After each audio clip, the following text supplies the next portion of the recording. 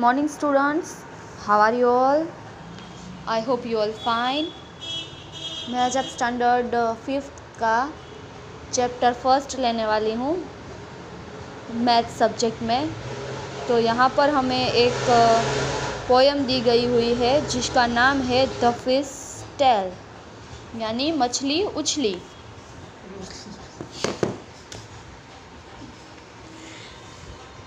The fish tail. तो हम आगे बढ़ते हैं। Deep under the see the lovely colourful fish swimming peacefully. यानी कि एक गहरे समुंदर में देखो प्यारी सी रंगीन मछलियाँ तैरती है शांति से। यहाँ पर आप देख सकते हो एक प्यारा सा समंदर है और इसमें मछलियाँ हैं वो तैरती है। This special poem in 3 line is called a haiku. Such a poem about nature are popular in Japan. Here is another haiku. ये जो एक 3 लाइन की ये जो पोएम है उससे जापान में हाइकू कहते हैं और ये पोएम है वो वहाँ के लोग ये पोएम को बहुत ज़्यादा ही पसंद करते हैं। The lake claims smooth steel, a fish jump up and return replace the lake. और ये जो मछलियाँ तालाब में ये जो टेल रही है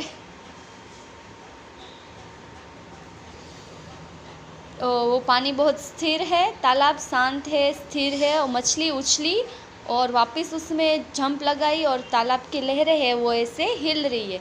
do you know any poem about fish? क्या आप लोग जानते हो ऐसी कोई और पोएम फिश के बारे में?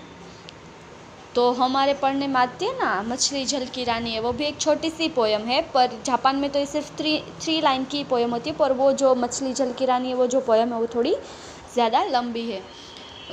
Where are some drawing made by childrens. तो यहाँ पर आपको ये जो ड्राइंग दिख रही है वो स्टूडेंट्स ने ड्रॉ करी है फिश की। छोटे छोटे जो आपके जैसे स्टूडेंट्स हैं ना, उन्होंने ये जो फिश की पिक्चर है वो ड्रॉ करी है। तो आप भी करना एक पिक्चर फिश की draw. When you think to fish what shapes come to your mind. आप जब भी मछली के बारे में सोचते हो तो आपको कौन सा शेप है वो आपके दिमाग में आता है, वो आपको सोचना है। यहाँ पे दिया गया है try to use a square and triangle to draw fish. तो यहाँ पर आपको ट्रायंगल और स्क्वायर 2 स्टेप दिए गए हैं। आप वो 2 स्टेप यूज़ करके एक अच्छे से फिश ड्रॉ कर सकते हो, ट्रायंगल और स्क्वायर। तो अब आगे देखते हैं। Look for this design around you on cloth, in paintings, on mats. आपको आपके सब जगह आपको देखना है कि कहीं आपको कोई मछली वाली डिज़ाइन दिखती है, आपको ढूंढनी है कोई मछली वाली डिज़ाइन आपको दिखती है। यहाँ पर हमें एक दी गई है, एक औरत है जिसके कपड़ों में फिश की डिज़ाइन ड्रॉ करी हुई है। Meena means a fish and Meenakshi is a girl whose eyes look like a fish. Can you think of someone who has such eyes? तो यहाँ मीना मीन्स फिश है, मीन मीन्स फिश है और Meenakshi means girl है। यानी कि यहाँ पे मीनाक्षी गर्ल के रूप में वो ये कह रहे हैं कि क्या आप ऐसा इमेजिन कर सकते हो कि किसी की आँख है वो फिश के जैसे हो। Draw a face with a face eyes. तो आपको एक पिक्चर ड्रॉ करनी है। यहाँ पर आपको ये पिक्चर ये फेस दिख रहा है, वो आइज़ है उसकी फिश के जैसी होनी चाहिए, मछली की जैसी आंखें होनी चाहिए। फिर यहाँ पे दिया हुआ है fish can have very different size. The smallest fish is about 1 centimetre long.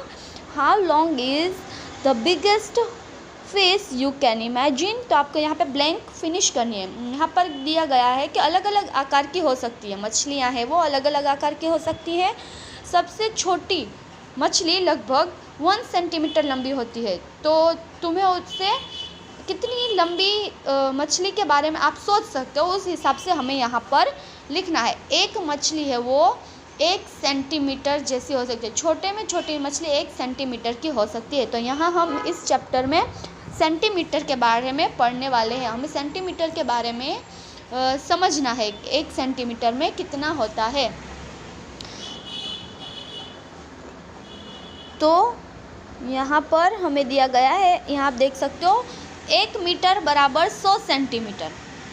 1 metre होता है तो 100 सेंटीमीटर के बराबर होता है। तो यहाँ पर हमने 18 मीटर लिया है, तो उसे 100 मल्टीप्लाई 8 करना है। 100 मल्टीप्लाई 8 करने से हमें मिलता है 1800। तो यहाँ पे मेरे हिसाब से मैंने आंसर लिखा है 1800 सेंटीमीटर। आप आपकी तरह से भी कोई और दूसरा नंबर लेके ये ब्लैंक कंप्लीट कर सकते हो। Thank you.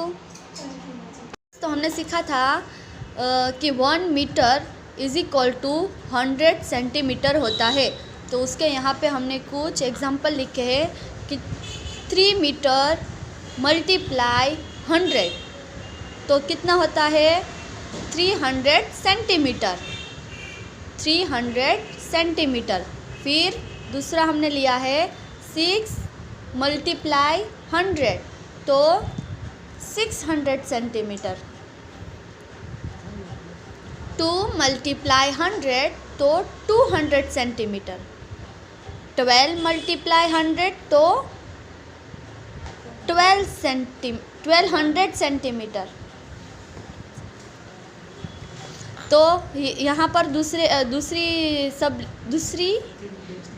3 ब्लैंक्स दी गई हुई है, तो उसको आपको आपकी हिसाब से सही आंसर लिखना है।